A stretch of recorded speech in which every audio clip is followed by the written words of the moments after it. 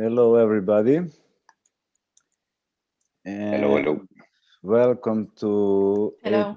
18Palmas Open Dealing Room. I'm most excited that I can welcome our guest today, Eleonore Blanc. How are you, Eleonore? I'm great. I'm great. Thank you so much for having me, guys. It's an honor to be here with you. I really liked our previous crypto banter, so I hope that tonight we can also catch up and have an amazing conversation. Super duper. Um, Otherwise, let me introduce us, old friends and fellas that you already know. So today as well, we are here with Bertram, Hi, guys. ex-Forex Pro, and myself, a rookie trader, discovering the crypto trading landscape together. And as you all know, the fundament of crypto is very important when it comes to investments, right? And trading as well, of course. And this is the part that is somehow unmeasurable by robots or technical analysis and indicators and stuff, right? So it's the second part that you need to look at when it comes to investments and trading, right? And this is where we want to dig in today. Let me just quickly mention our sponsors, 18 digits, Swiss-based, community-owned, newly curated social media dedicated to crypto fully. Check them out. There as well sponsors of our trading, daily trading competition. Then it's Coin Market Alert, exclusive news platform with the major thing about it is that it provides alert and notification system so that you can be among the first that get to know when something happens, which is as well part of the fundamental field, right? And then we have Palmatrix, platform where you get everything, all the data in real time regarding crypto financial space. And you can easily use all the full power of it via the Palma virtual assistant, our old pal and friend that helps you get through the wavy crypto landscape. Okay, so for today, we will get to the trading competition a little bit later. I don't want to be too long now in the beginning, but I have one trade sent to us, so applied with 1% win profit. So if anybody did it better, please, I'm expecting your calls or messages within my private message on Telegram. So let's move forward towards where we want to discover things today. Eleonore, I would like to ask you a couple of questions before we dig in. I mean, we did a couple of gigs in the recent past, and I know stuff about you and your business. However, I would like you to introduce a little bit to our audience about Crypto Canal, which is actually our common, maybe I could say, vision or goal or aim of our businesses, which is education. And please, could you introduce a little bit more? Because I believe many will be interested. Yeah, of course. Maybe I can say how it started. I used to be part of the crypto community here in Amsterdam. I'm still am. I'm here based in Amsterdam. And we used to have a hashtag to define us. When we would go to meetups and stuff, people started using the hashtag CryptoCanal, and I would tweet about being at events, and I would tweet about attending stuff and learning. That's how most of my my background is. Actually, it's really attending just a lot of events, learning directly from people, having that connection that I long for today in these COVID days where it's really hard to have that human peer-to-peer educational, feeling. So Crypto Canal started like that as an idea. Then it started as a LinkedIn group that I started creating where I would add people that I had met at all these events because I just wanted a way to basically stay in contact with people that I would meet. You meet a lot of people at a conference and you don't, all these business cards would fly all over the place and you want to follow people on Twitter or whatever, but I was trying to gather people already at the time. And in April 2019, I had just finished working with BTC.com and I decided to basically never work again for a company. If I'm going to be in crypto and do this all day, every day in your eat, breathe in cryptocurrencies, I wanted to be my own boss, basically. So I created Crypto Canal with a vague idea that what do I like doing? It's easy to create a company here in the Netherlands, but basically I knew that I love my job at BTC.com and I wanted to keep that possibility. So Crypto Canal was for me a way to be independent and to offer basically marketing and business consultancy for companies and to help them on the ground here in Amsterdam. That has evolved over the years, actually. And Crypto Canal, I think, now has a clear vision of what I'm trying to achieve in crypto and what is really important.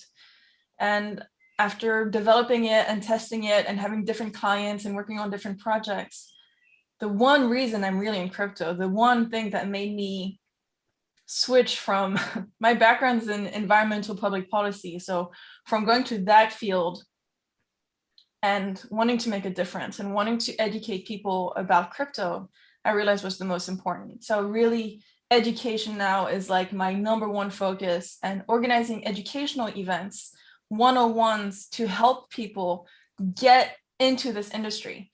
So for the past couple of months, I've been organizing weekly. That's been a bit much, but I've been doing weekly events for different places in the world. So I've organized events for Hong Kong, for Italy, for Lebanon, for Vietnam, to really free events to really onboard new users to cryptocurrency. Obviously, there's a lot of interest right now in the air, right? There's greed and stuff. People are interested, but with Crypto Canal, I put the greed aside. I never talk about price. It's not about price. I always talk about the fundamentals first. And that has led me to basically not only offer free classes, so now I've condensed them, and every last Wednesday of the month is when I condense all these crypto 101s free for people, so that I know now that every last Wednesday of the month, I'm online teaching people for free. So that's where it has led me, and it's been absolutely amazing. And then I'm also offering, of course, paid classes. So it's really difficult for people to learn. There's a huge knowledge gap. And when people are like, oh, where can I learn? There's no one place, there's not one book, there's not one YouTuber. You have to find it yourself. There's so many sources. So for 3 hours, I hold people's hands and I tell them all the basics, and it's like an intimate 3-hour class where you can ask me all the questions that you want that you wouldn't dare in an open class with a lot of students. So really, like, that's my more professional 3-hour deep dive. So that's been wonderful to develop. And then I also am launching a podcast called Humans of Crypto. And I have the teaser right now. I don't think I'll share it here tonight, but I'm about to launch it, I think in 48 hours or something like that, because I realized that I've been used to be on a lot of events, to participate, to moderate, but I wanted my own room where I could bring people in. And because I think my touch and the way I speak to people and the way I've been learning is directly from people, like we're doing tonight. I really also like your styles, guys. It's also very human, taking your time. And that's what I'm trying to create with Humans of Crypto as well. It's to really have a long, there's no pitching. It's really like, who are you? Why are you in this space?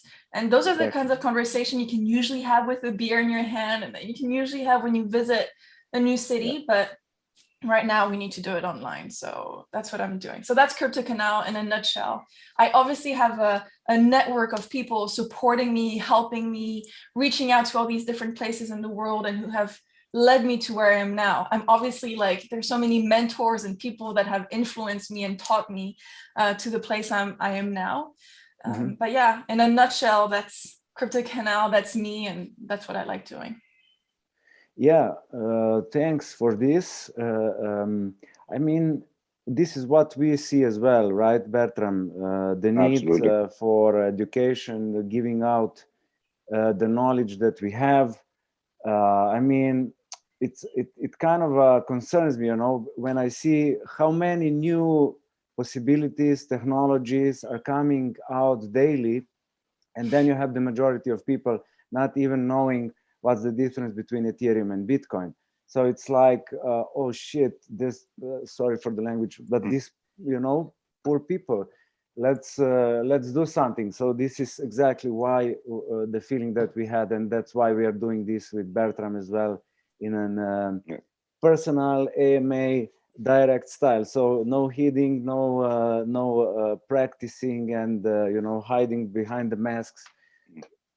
We pull off masks, and this is what we are. So welcome again. I forgot to remind you all that are watching now via the YouTube. Please, if you have questions, put it either on forum on 18 digits or in Palma community on Telegram, and we will be happy to answer it. I will as well check occasionally on YouTube, but I don't know. It's kind of I usually forget about YouTube. I'm not used to it, so I'm just warning you. So to make sure, better go to 18 digits or Palma community on Telegram. Okay, let's move on. Bertram, I wanted to ask you one question popped up into my mind when Eleonore was talking about, you know, gathering, sharing. I mean, I have had, because of Corona, I had this experience as well. You know, people are, you know, traveling around, sharing the knowledge, new ideas, and it's really, you know, they say it's people's technology, right? Everybody heard about it. This is one part of it, right? How it's shared, how it's interconnected, and so on and so forth. But for you, Bertram, I would like to ask you, how was this happening? I don't know, when Forex came out. You were there probably since the beginning of Forex. How not really. Huh? Not really from the beginning, but since 1981. Sorry, I didn't want to. but let's say you know, you were there. What? Let's say when the computers came out, there was probably. Okay. I mean, this was a long time before computers came out. Yeah. I mean, when I started, we were actually doing the trades either via telephone or via telefax, which was very interesting at that time. Wow, didn't know that. Yeah. I tell you, you were asking a counterpart for a price. I mean, you had this machine, and then you had this whole stripe with the holes in the side where everything was like documented. Every button you pushed, and then you sent it, and then you waited sometimes 5 minutes to get a price. Yeah. So yeah, it was very, very interesting in the beginning. It was really, really weird. That was in the beginning. It was my time in Germany, but when I came to Denmark in '84, they were much more advanced already. The trading itself was still via telephone. There was no online trading at that time, of course. But they started to program the first deal capture systems and risk management systems in Lotus 1, 2, 3, and so no, this was the old days. But what people did in the old days, the gathering places were the brokers, actually, because everybody needed to have a broker, because this was actually like the center of where all trading, where all liquidity was. The biggest brokers had the most clients, had the most liquidity. Yeah, and clients could access these guys, the exchanges directly, right? Yes. You had open telephone lines. I actually been a broker myself, a real voice broker for 2 or 3 years. I did it. And you have like 20 open boxes, and on each box there's a different customer. And when it gets really wild, they all scream at the same time, and you have to figure out who tried to trade with you. So normally you have a microphone where you then shout out the rates to everybody. And then when it gets totally wild, you just take off the microphone and you can go with the phone. You can go into each line and you say, "Was it you? Was it you?" Wow. Because some of the guys you knew, but the guys who didn't trade that frequently, you had no idea who it was. So wow. No, but awesome. This was actually there were real associations. The ACI, for example, for Forex. Any events? Yeah, they did. They did a lot of events. They had you had local events, national events, and international events. Yeah. So this is where you meet. But this was like the big international was once a year. But then you had currency dedicated events as well. Okay. So there was like Italian lira trading meetings, sometimes in Switzerland, sometimes in Italy, whatever. And then all the lira traders from the whole world would gather there and chat and have a beer and just to know each other. Yeah.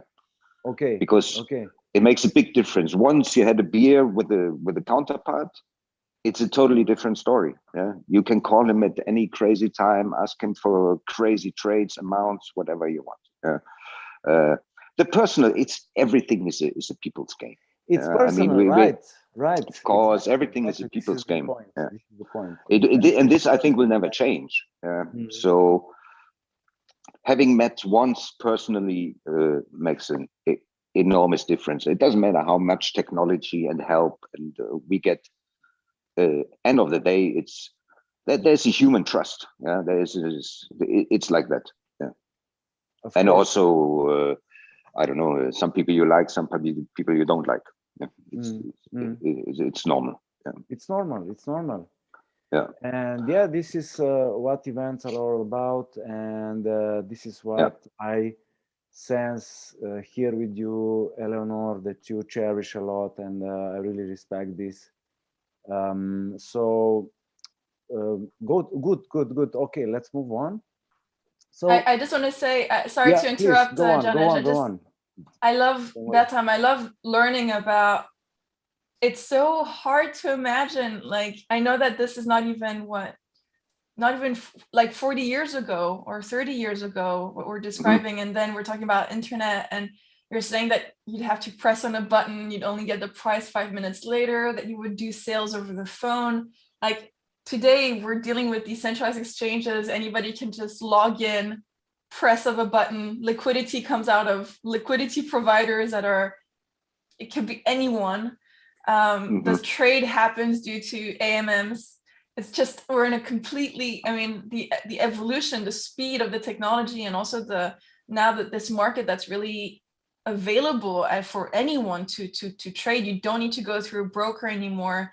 I love the contrast, I guess. It's a bit, I love, I don't want to get too, it's like, I feel like it has a vintageness to it, how you're talking about it. It reminds me of, I don't know, my mom used to work in computers as well, and describing how she would sell these computers, but like in the 90s, and they were like the size of a room. And she was like, and today I don't know, it's hard to imagine. And I think, like you said, Janesh, this industry goes so fast. And today there's so much more. It's hard to follow, but to think about the past and how technology evolves. And my mom said that when the first phones came out, the mobile phones came out, and the first ones that had like camera on it, she thought that was a stupid idea. She was like, who would ever buy a phone that has a camera? That's stupid. You have your camera and you have your phone. Why would you do, the two together? And today, would you ever buy a phone that doesn't give you, if that's not almost like the prime feature for buying certain phones today? I don't know, just that whole conversation on technology. I mean, even today, it's only enthusiasts who really buy cameras. Nobody buys a normal camera anymore. No. For what? Yeah. Yeah. Well, so, I'm thinking. No, but what you said, very interesting. Just quickly, Eleonore, very interesting what you said, that you say today, people are just logging in and they trade peer-to-peer. Yeah. Well, it was OTC in the old days as well. Huh? So it was peer-to-peer. Right. Yeah. Right. So the only thing you needed to have your credit department involved and this and that, because you had to make sure that your counterpart is credible. Yeah. So there was a monster infrastructure. It's much more complicated. Today, you know, I mean, if the guy doesn't have anything in his wallet, he can't trade. It's all documented and it's all there. But peer-to-peer, this is actually going back. Yeah. Yeah. Just in a smart way. Yeah, exactly. Yeah. I would agree. So for me, I tell you, there's not a big difference. For me, crypto is currencies. For me, peer-to-peer trading is what I've been doing for the last 40 years. Yeah. So it's just the tools and the smartness that is getting better. Cool. So here we go.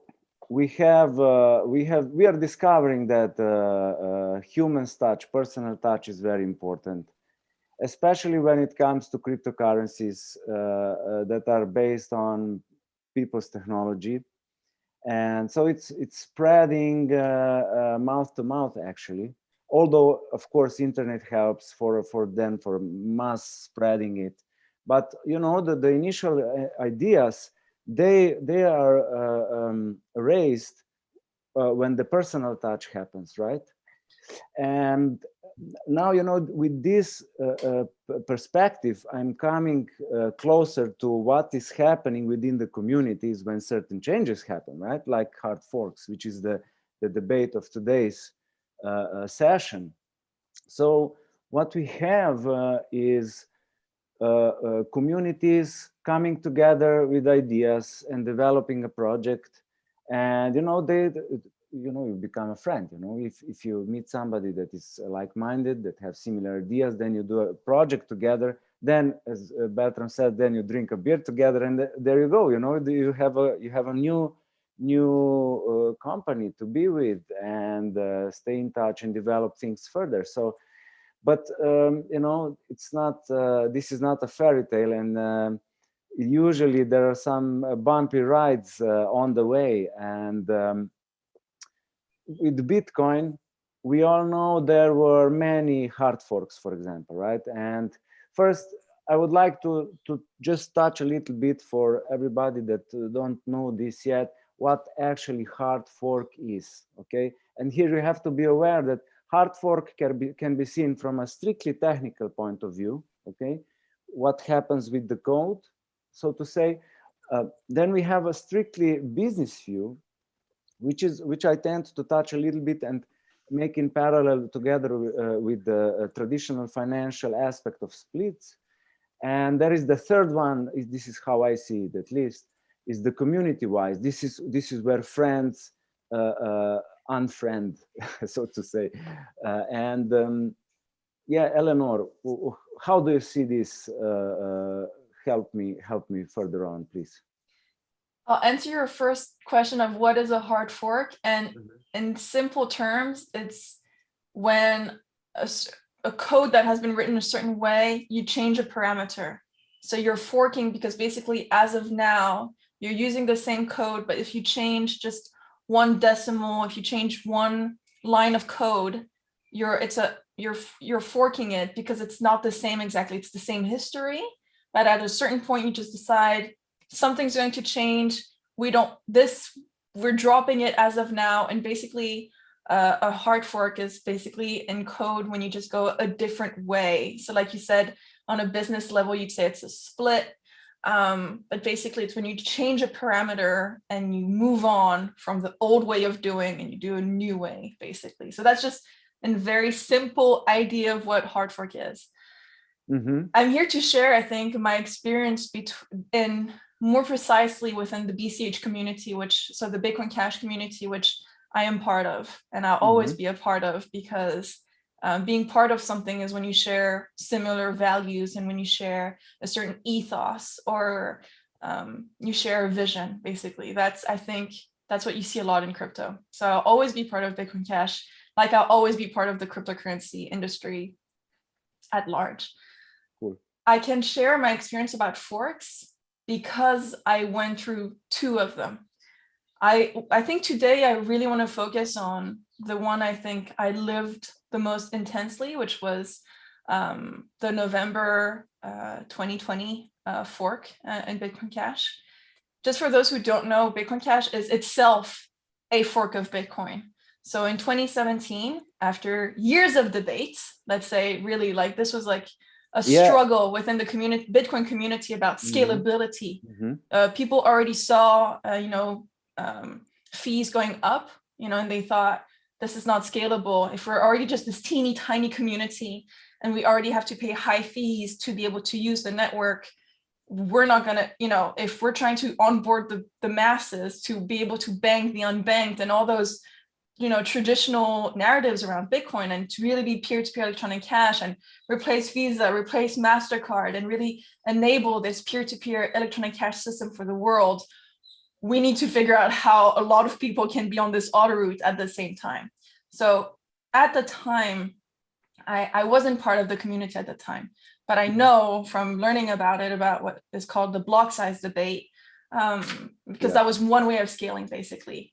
And that, I'm not sure exactly when the debate started, but I'm pretty sure that as of 2014, 2015, 2016, the conversation was happening in forums. People were endlessly debating how we're going to scale, what is the future for Bitcoin? The very smart people involved in Bitcoin, and they could obviously see certain bottlenecks in the system. And Satoshi himself put certain arbitrary things on the way, but they weren't supposed to be there for the whole time. But identities and culture fossilizes over time. And you can see that in Bitcoin, the development culture, the thought process of how do we change, how do we evolve, was very difficult. It became more and more conservatives. People felt like they had to protect the code from change. So that was the mentality at the time. And I think a lot of the people that were part of those debates at the time were thinking, no, Bitcoin Cash has to evolve. We have to be able to scale. And you can see it today. Bitcoin hasn't scaled. Bitcoin has stayed extremely set in its own ways. It's today extremely expensive to use this protocol. It has other things going on. It has the Lightning Network as one of its scalability solutions. And that was something that people didn't want to start, that people didn't see that as the future for scalability of Bitcoin. Lightning Network is basically opening and closing. You still have to do an on-chain transaction to open and close, by the way, a channel. And just to onboard the future users of tomorrow to this payment system is an absolute nightmare. And, whatever, it has a lot of downfalls, and, it does allow micropayments, but it's just really complicated to open and close and fund a channel and make. So that's Lightning. But I want to go to the Bitcoin Cash stuff, but please just help me get there. Just let me elaborate a little bit for our listeners. So Bitcoin came out 2009, actually end of 2008, first transaction was 2009. And so then it starts developing. And all of a sudden in 2014, some smart guys figure out, okay, we will have a problem with scaling the Bitcoin because too many transactions started to happen and everything was too expensive and too slow, simply said. And this was not anymore the digital cash, because we all know what is cash. We give it to somebody, straight away, at any given moment. It should be like a needs of payment, and then this debate actually there was one fork already in 2014, self-established by one guy, I forgot, it's on the wiki, but it was then reverted. It was not accepted, and I think the three forks similar happened in the years 2014, 15, and 16 until 2017. The big hard fork happened due to the fact that part of the community didn't want to enlarge the block size and the other part of community did, due to the reasons that we already mentioned. Okay, please, so now continue, Eleonore. Yeah, I mean, it's fascinating, and I love going back in history, and it's really important to understand the space today, to go back a bit and to understand how we've led to this place. Another scalability solution was SegWit2x, which basically just changes the way you calculate the data that goes into a block. And for those who are out there, basically on Bitcoin, the block's on 1 megabyte block size, so it has a limited capacity to onboard the future users. And Bitcoin Cash, their idea, the community at the time, and the consensus that it arrived to is that we can have bigger blocks.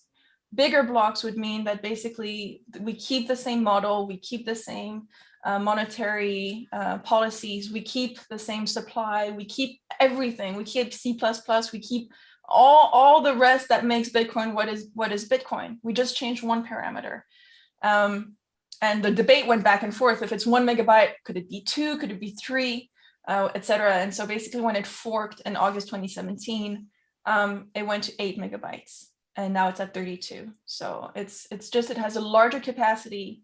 And it doubles every 2 years, right? Isn't it in this case?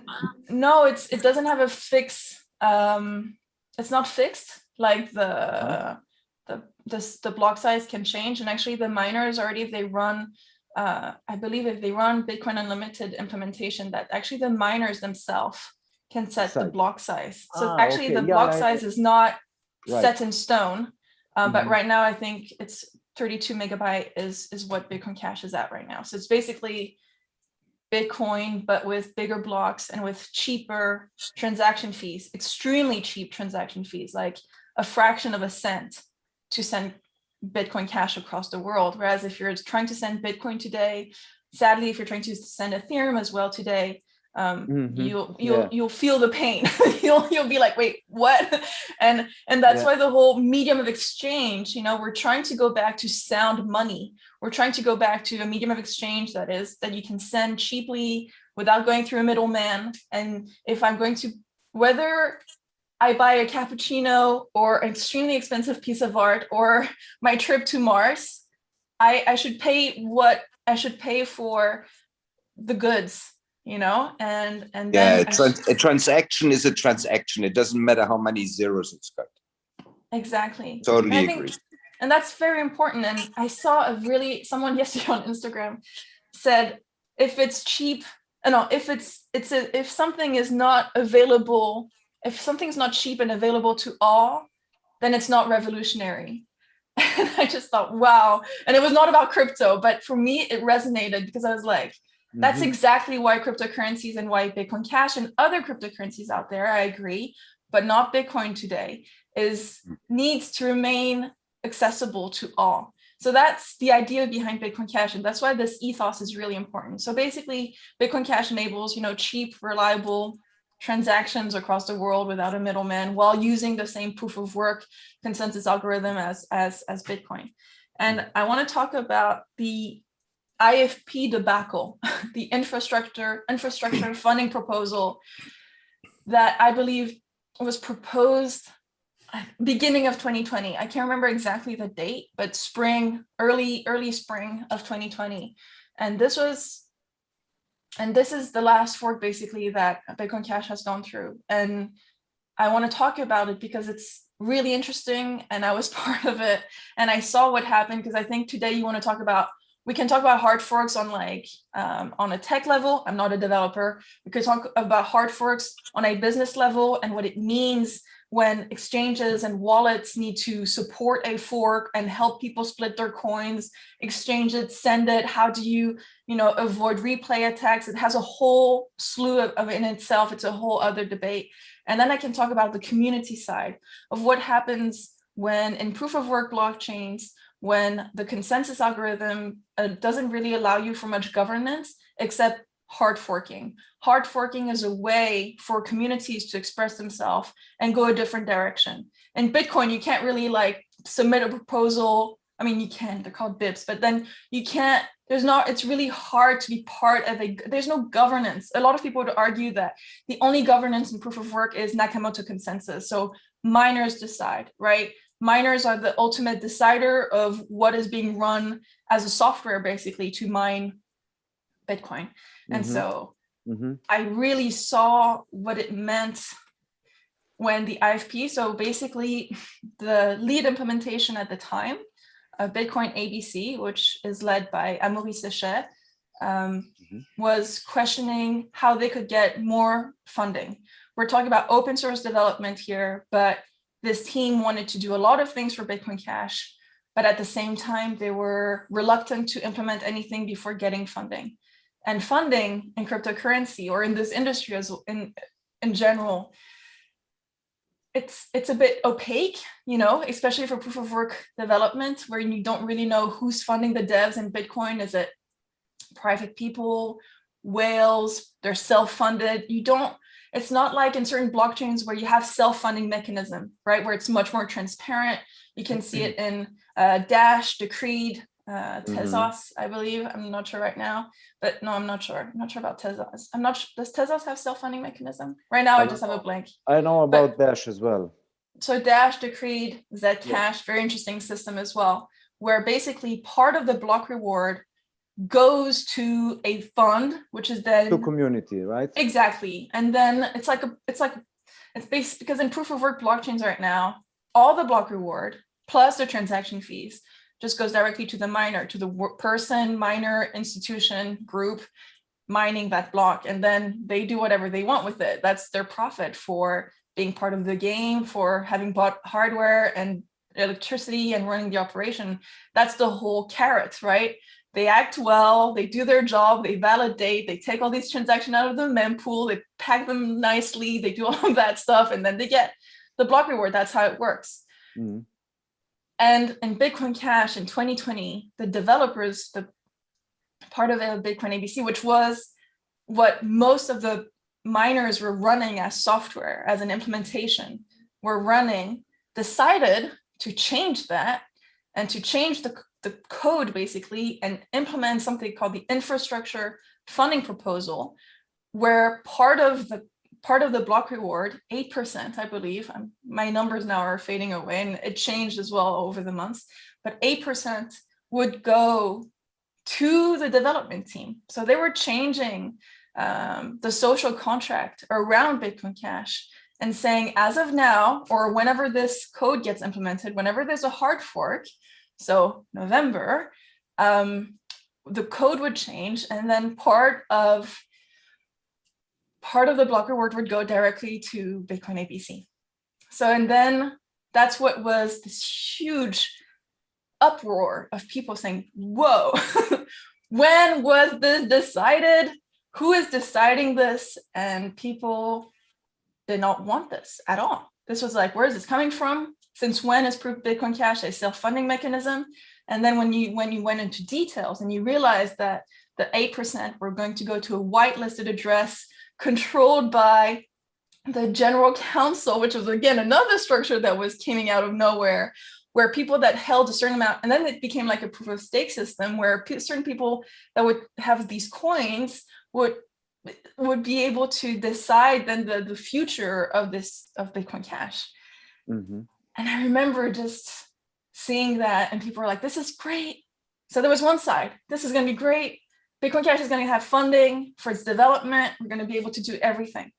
On another side, people were like, no, this is not how we're doing this. This is Bitcoin Cash. Our whole ethos is based on voluntarism, and we can do this without taking it from the miners. The miners originally supported the IFP.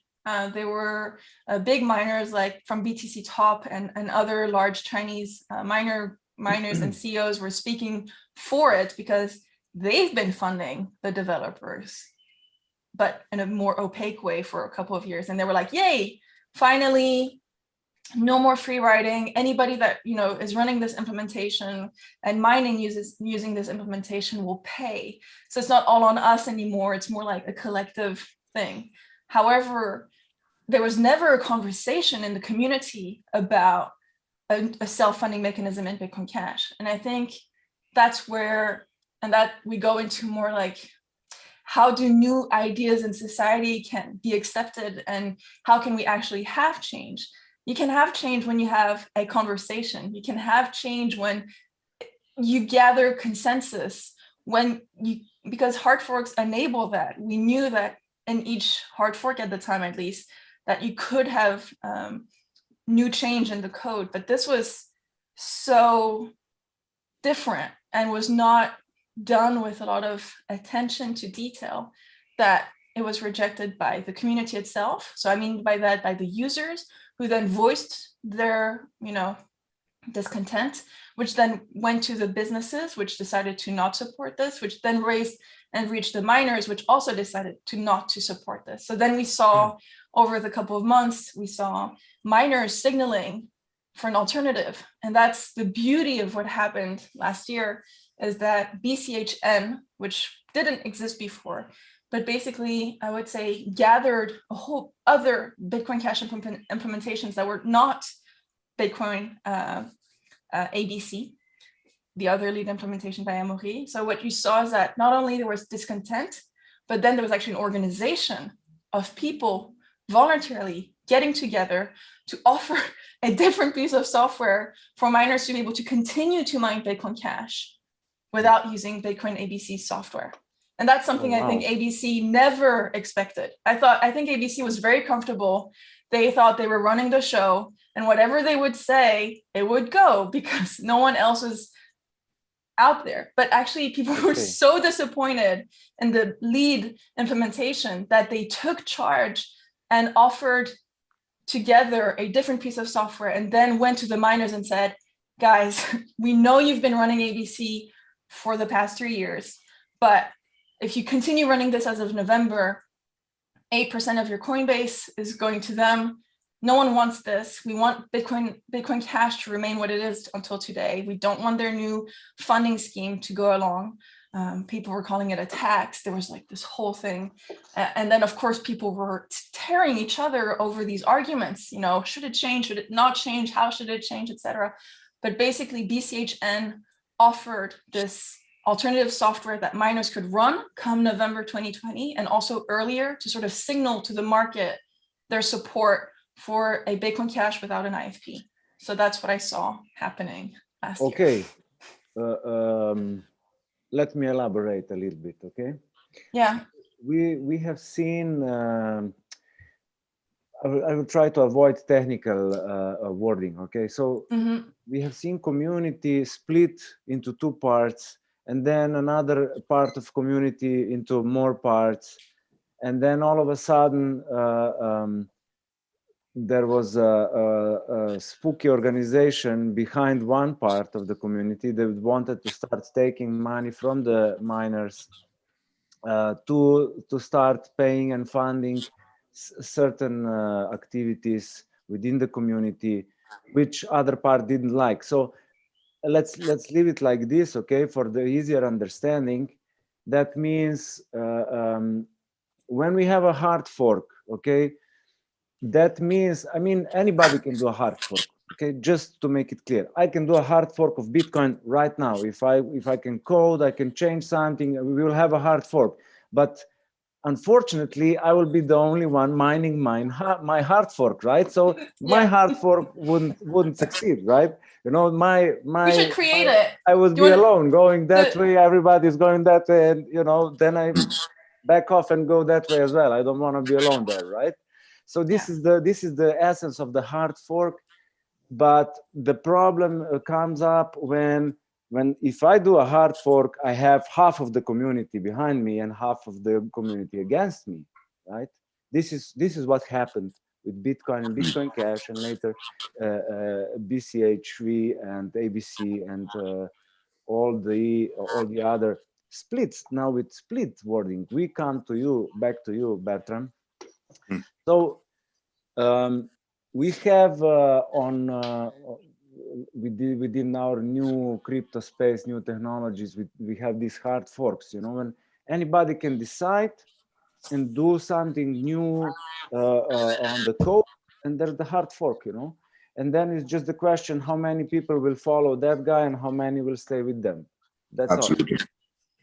And of course, if this happens, we get, so what happens is that the whole ledger doubles, and then after the split, one ledger starts to work a little bit differently. Okay, so we have 2 coins. If you had 1 Bitcoin before the split, after the split you have 1 Bitcoin and 1 Bitcoin Cash, right? This is the hard fork. How it is, Bertram, with the splits in the capital markets, or correct me if I'm wrong. But that doesn't really exist like that, because I mean, every currency has its governance in the forex market. There's a central bank, there's a state behind it. So it's very, let's say, very, very centralized. Nobody can just say, okay, tomorrow the euro, you know what, we don't really like the euro the way it is, or we don't like SWIFT as an infrastructure, we do something different. This is decided by governance. So, okay. Unfortunately. So central authority, right? Of course, it's totally centralized and governed from the top in the old system. No, but what for me it could be very interesting to ask Eleonore is, 18 digits. We've been thinking a lot about how we could actually create a token. I mean, it's a social network for crypto and so on and so on. So we actually decided to create a token. And I mean, this is brand new. Nobody knows this. Anyway, so we decided to go for an Ethereum hard fork. Yeah. So our first thought was we would like to have a contract that is working in the standard wallets. Yeah, because we didn't want everybody to have to create a new wallet or something like that. So it's actually a contract that is working on the standard Ethereum wallets. Yeah, my Ether wallet, MetaMask, Trust wallet, whatever. But this hard fork is, I think the only difference to Ethereum is the consensus. Yeah. So how you want to call that? They melted down the consensus procedure, which makes it, of course, much faster and much cheaper, because you don't have that amount of miners who have to. You don't have that many people who have to give their okay to the block, right? So I'm actually talking about Binance Smart Chain. Do you know anything about that? So you're okay. So you guys launched a token, which is a fork of Ethereum. Yes. And you did a fork of Ethereum because you wanted to make sure that your future user of the 18 digits token would be able to use the current infrastructure that already exists for Ethereum, such as MetaMask, Trust wallet, any other thing. Yeah. And for you, and you're saying that it's running on the Binance Smart Chain? Yes. So it's a BEP20 token. Interesting. So what they did, they melted down the consensus down to 11, I think 11 or 21. So there's only 21 for consensus, which of course makes it super fast and much cheaper. Yeah, so fascinating. So first of all, congratulations on launching your token. I know that it's really still on the test net. Okay, still on testnet. Get launched. And I think what's interesting, of course, once a token is actually being used by a certain community and by an ecosystem, and that it's moving. A token has to move. A token needs to be used. It cannot just be sitting on certain wallets. It needs that. You need volume. This was one of our key points. There is no initial supply. Tokens are only created by converting activity points earned on 18 digits. So the activities you do on 18 digits, you can convert them into this token, but there is no initial token. Interesting. Supply. So, because that's always, I think, for a lot of people, a lot of projects out there, their first question is the distribution. When we start a coin, who's going to hold it? How many users do we want? How do you start?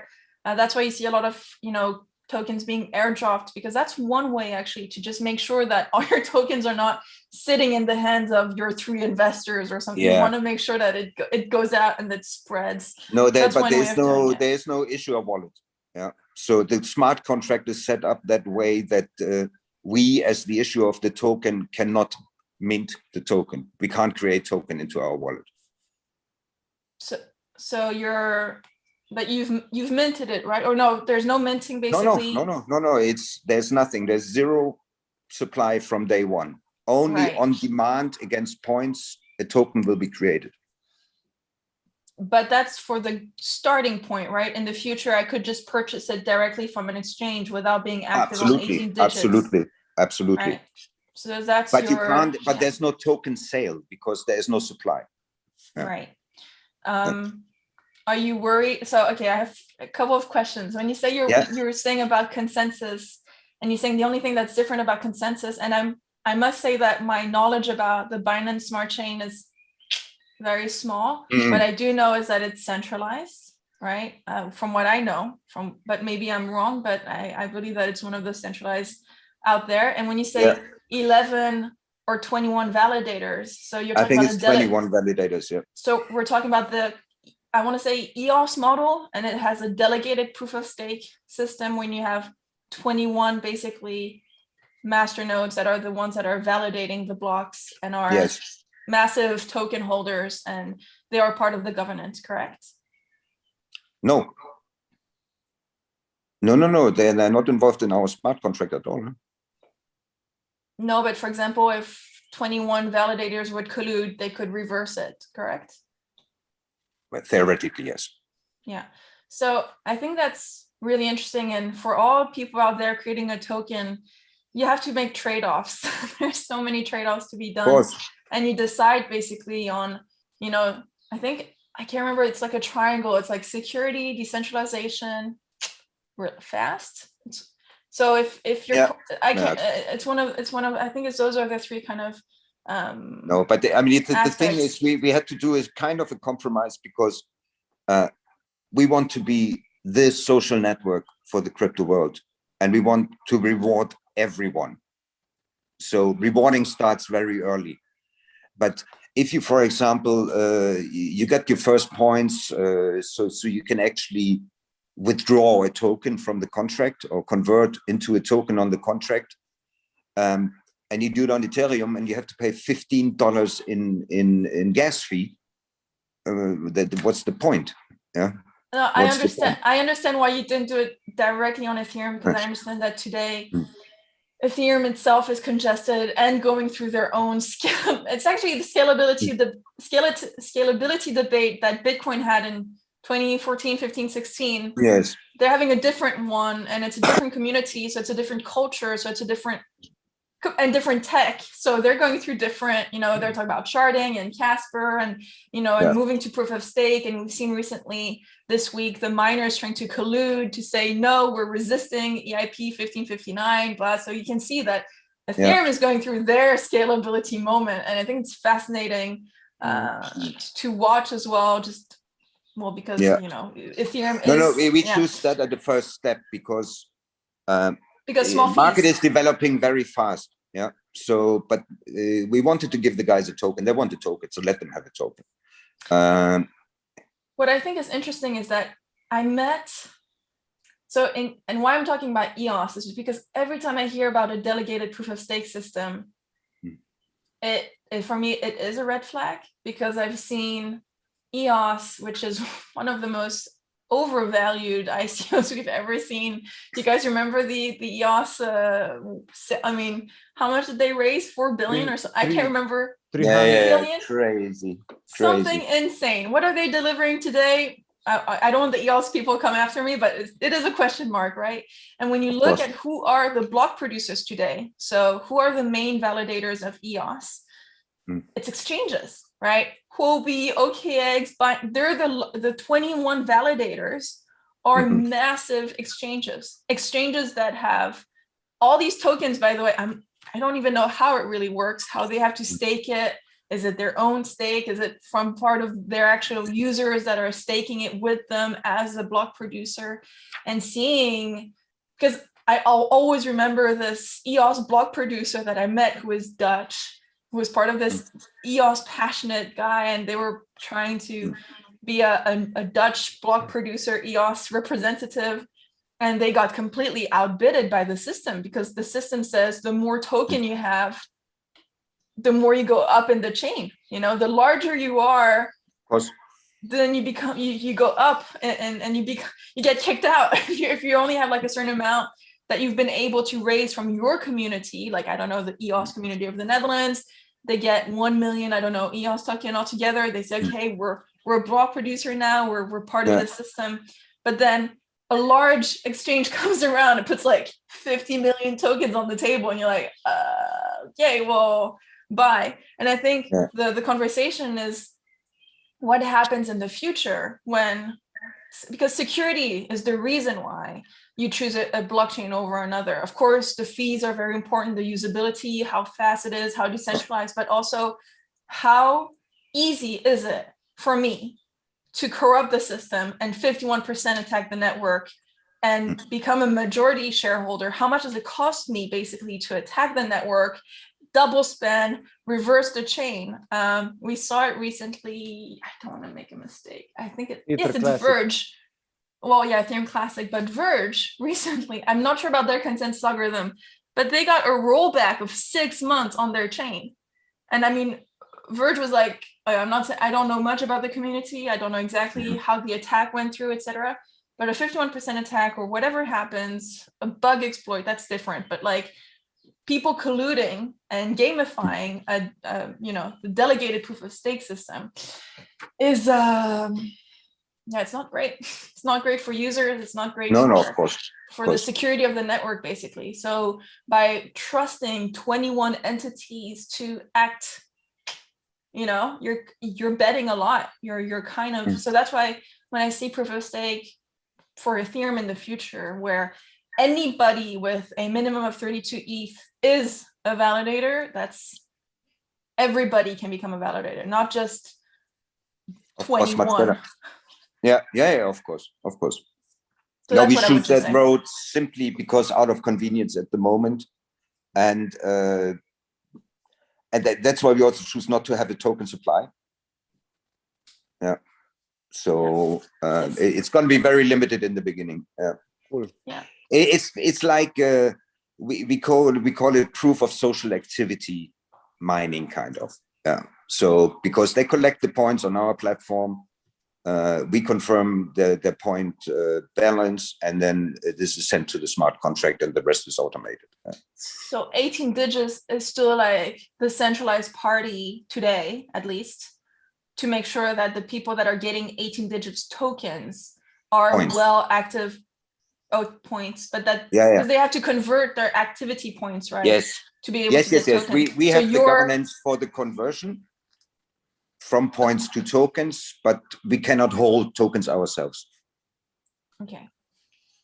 So that's the way we choose to do it, because it's not a token sale, and we want the community to own that token. We are not there to own any token. It's not meant like this. Yeah. No, I just do you remember the whole Steam Hive situation where Tron basically bought a lot of Steam, became the largest? Yeah.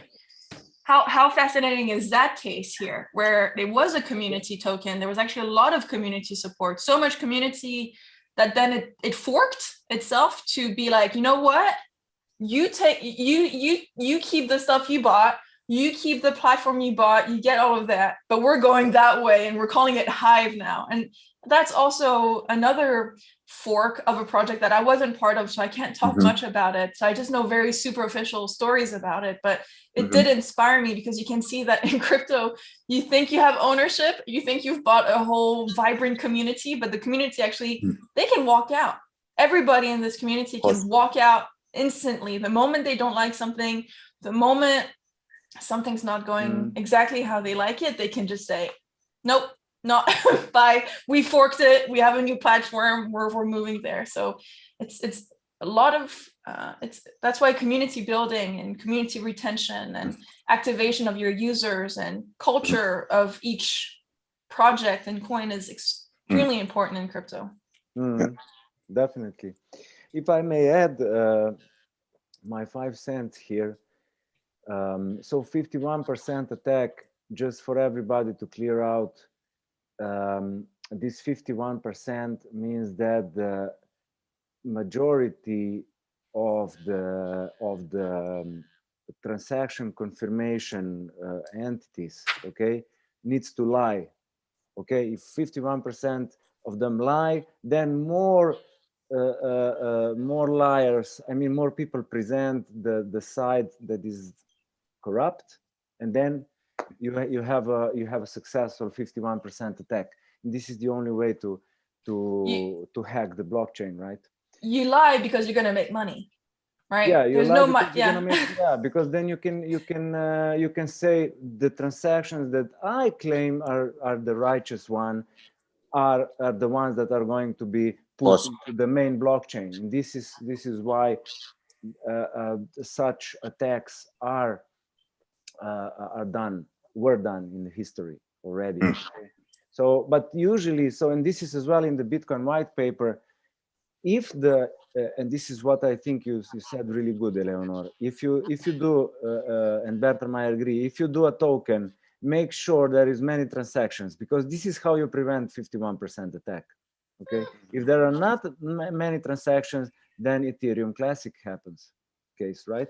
So this is, I'm a little simplifying right now, okay, but in general, this is how things follow one another. And by the way, I would like to touch as well the ADA or Cardano fork that happened recently. Okay, this happened 2 or 3 weeks ago. And what is interesting in their fork is that they didn't split.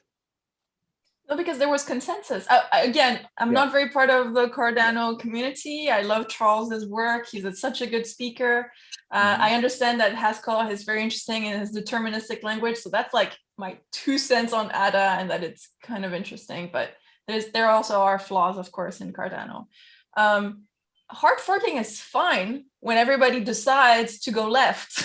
Yeah, the exactly. problem kind of, the thing is that if the road is extremely clear, if Charles, and I think Cardano has like a leader, it has like this, it's a pyramid, not scheme, but what I mean, it has this top-down approach a little bit, you know. There's like the IOHK Foundation, they hire certain developers to do the work. It's very clear how you know. So when the developers and Charles and everybody, and I don't know exactly what the hard fork meant, so I cannot talk about the technicals, but upgrading if they say the consensus algorithm, I think, but they it's a mixture of 2 protocols. Weren't they proof of stake? Half is proof of stake based, half is proof of work based, but different than Bitcoins. I don't know the exact details as well. My knowledge was that Cardano, unlike Ethereum, directly went to proof of stake. So it's interesting. Okay, but whatever they did, no one really talked about it, and it wasn't really an issue in the sense that it was just people saying, as of now, everybody running a Cardano node or anybody like mining, we're all going left all together. As of this certain block height, we're going that way, and it's fine. And that's why hard forks are not always contentious. Hard forks usually, actually in Bitcoin Cash, when back in the 3 years when I was really involved, they were scheduled. It was every 6 months we would hard fork code that had been tested and pre-approved and blah for 6 months. Boom, on that day we change. The only problem is when it's contentious and then someone is like forcing everybody to go left, when people are like, no, we kind of want to continue on this path, and we're fine with just going straight, and we want a minor change. We don't want to just go to the left. We want maybe, I don't know, a larger road, or we want to go from cement to pebble path. But if you start changing the orientation of everybody towards one way, you need to make sure that people are following you. If you're just saying, I'm going left, but no one's following you, you failed as a leader. You really have. I misplaced the information, so I have to correct myself. This fork was not about the updating the algorithm, but it was about enabling the creation of new coins within the Cardano network. Native tokens, right? Yeah, this was the hard fork. Sorry. Yeah, guys. That's smart. I mixed. No, but that's smart. I think now it's reminding me. So they're gonna have native tokens, so they can have something like DAI, I think, on Cardano now, but I'm not sure. They can create their own tokens, like Ethereum can since the ERC standards came out. Right, because the thing was, and I go back to Bitcoin Cash because that's the that's the coin I know the most, I guess. But what's interesting here is that Bitcoin Cash does not have that possibility. We can only do non-native tokens. So that's why we have like a protocol to have like kind of like colored coins. They're more than colored coins, but like the SLP protocol enables you to have to run Bitcoin Cash tokens, but they're non-native tokens. And that, I guess, is the difference with Cardano, that now has native tokens, which are directly on-chain. I mean, not that SLP is not on-chain, but it's just different types of tokens. Go Cardano. I think that's a very smart way to grow their network, offer more basically for their users in the community and businesses. So, yeah. Yeah, and in the meantime, I checked. You were right. They were there since the beginning on the proof of stake technology. Ouroboros, it's called. Right. Yeah. Ouroboros. Yeah. I completely mixed up before. So it's Dash that has that mix. Yeah. Dash is proof of stake and proof of work. Yeah. And Cardano is only proof of stake. Exactly. And hopefully Ethereum will move to proof of stake sooner rather than later, after having miners, flexing and, deciding that they don't like the new fee structure with the EIP 1559. I think predictable fees for Ethereum, more reliable fees, and also burning fees is the way to go. And obviously miners are like, wait, what? We don't want this. We want to continue making the money we've been making. But yeah, I think sooner rather than later. And I think the Ethereum community is ready to it's already running, right? Proof of stake, Ethereum testnet, it's done. It's being run for a long time now. So it's just a matter of like switching it and activating it, and for people to actually go to that chain. I think it's really fascinating. I think, and we still don't really know when that is going to happen and stuff, but like, again, and maybe there will be another hard fork in Ethereum, because maybe part of the community will say, no, we want Ethereum on proof of work, and then one will be on proof of stake. Yeah, and we'll see. Theoretically, anything is possible, right? So we ran out of time. I really enjoyed the discussion. Thank you, both of you. Very nice. Thank you so much. Thank you. I hope the audience enjoyed it as much as I did. And for the end, I posted to Palma community the winning profit taker, so to say. And as I said, if somebody has a better one, write me a PM or post it straight to Palma community or on 18 Digits forum. Yes. The daily competition starts. So now it starts the next day's trading daily competition. The prize daily is 1,800,000 18 digit points, which means 18 shares or tokens, as you heard. Exactly. Yeah, so you will be able to choose what you want, but this is coming into more details as well on one of our next sessions. So you do the trade. You can do as many trades as you want in demo mode of Palma, so you can F up, and don't have to worry. This is all about education as well, the trading competition. And this is pretty much it. Your best take profit or the less loss maker will win the next day, which we will announce tomorrow. Thanks again, Eleonore, for coming. Really appreciate it. Thanks for all your experiences within the communities, especially when hard forks happen. And Bertram, we are in touch. We are in touch. Thanks, Eleonore. Thank you both. This has been a real pleasure. I think we need to talk more about these things and talk more about the history of these coins and of the space. Thank you for having me. For anybody interested in contacting me, you can go to my website, cryptocanal.org, or right there, you can see my handle. You can find me on Telegram or Twitter @blockblank. And yeah, if you have any educational needs, I'm there as well. Super. Fantastic. Fantastic. Thank you, guys. Thank you all. Bye there. Bye-bye. Bye.